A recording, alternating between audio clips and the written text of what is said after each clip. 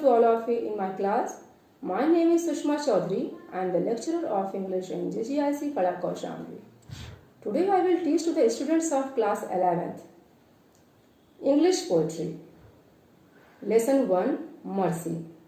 This is a poem and it is composed by the greatest English dramatist of Elizabethan period, William Shakespeare.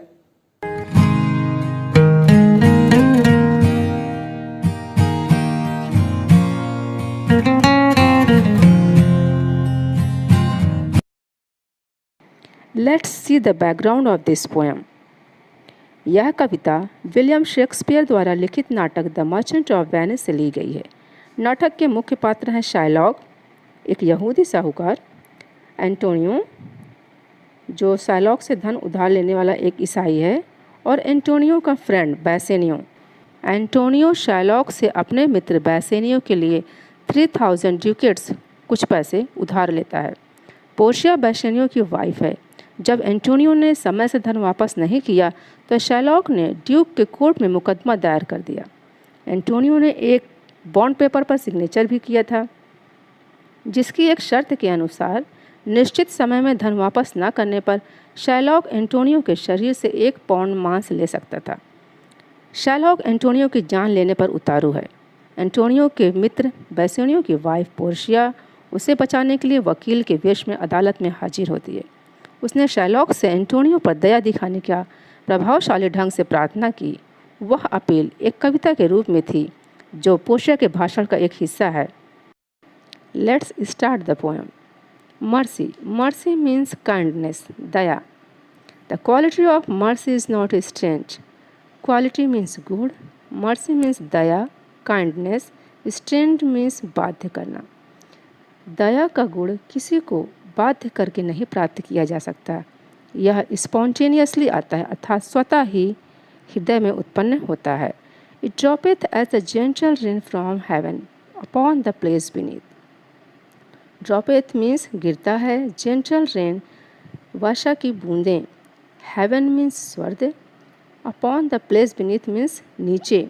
जिस प्रकार वर्षा की बूंदें धीरे धीरे आसमान से, स्वर्ग से नीचे गिरती हैं, ठीक उसी प्रकार दया भी हृदय में अपने आप स्वतः ही उत्पन्न होती है। It is twice blessed. Twice blessed means दोहरा वरदान। यह दोहरा वरदान है। It blesseth him that gives and him that takes. Blesseth means वरदान देती है या फ़ायदा पहुंचाती है। गिव्स मीन्स देना, टेक्स मीन्स लेना। अर्थात दया दिखाने वाला और दया जिस पे दिखाई जाती है, देने वाला और लेने वाला, यह दोनों के लिए ही बहुत वरदायी होती है। TISS mightiest in the mightiest. TISS it is का शॉर्ट फॉर्म है ये। Actually this is old English language belonging to Elizabethan period. TISS means it is. TISS mightiest in the mightiest. Mightiest means शक्तिशाली, सबसे शक्तिशाली।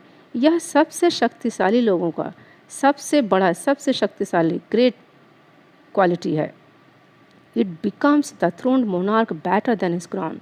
Becomes means suits, उपयुक्त है। Throned monarch means ruling king, वह राजा जो राज्य करता है। क्राउन मीन्स मुकुट। पोर्शिया यहाँ कहती है कि दया राज मुकुट की अपेक्षा राजा की अधिक शोभा बढ़ाती है। His scepter shows the force of temporal power. Scepter means राजदंड, shows means दिखाता है, force means force of temporal power माने सांसारिक शक्ति। राजा के हाथ में स्थित राजदंड उसकी सांसारिक शक्ति को दिखाता है।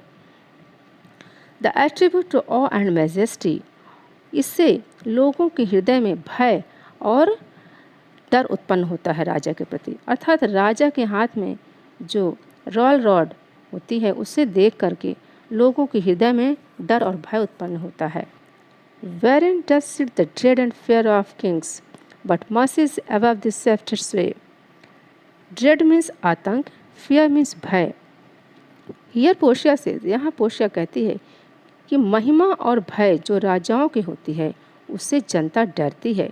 But mercy is above the scepter sway. Above means ऊपर, लेकिन दया का गुण इन सबसे ऊपर होता है। It is enthroned in the hearts of kings. एंथ्रोन्ड माने सुशोभित है। हार्ट्स मीन्स हृदय में। यह अर्थात दया राजाओं के हृदय में सुशोभित होती है। यहाँ दया के गुण तथा राजा की सांसारिक शक्ति के बीच विरोधाभास दिखाया गया है। It is an attribute of God himself. यह साक्षात ईश्वर का गुण है। An earthly power then shows likest God's when mercy seasons justice. Earthly means सांसारिक शक्ति, अर्थली पावर। शो मीन्स दिखाती है, लाइकेस्ट के समान, गॉड्स मीन्स ईश्वर का। मर्सी मीन्स दया, seasons means mingled, mix, justice means न्याय। दया या काइंडनेस ईश्वर का विशेष गुण है। जब दया राजा के न्याय के साथ मिश्रित हो जाती है तब ईश्वर की दैवीय शक्ति बन जाती है। पोर्शिया का अभिप्राय है कि शाइलॉक को एंटोनियो पर दया दिखानी चाहिए और उसके शरीर से 1 पाउंड फ्लैश या मांस लेने का दावा छोड़ देना चाहिए। Let's see the summary of the poem. In this poem, Shakespeare points out that mercy is the greatest quality of human heart. It is natural. It pleases both giver of it and receiver of it. It is greater than the crown of a king. When justice is mixed with mercy, it becomes a divine quality.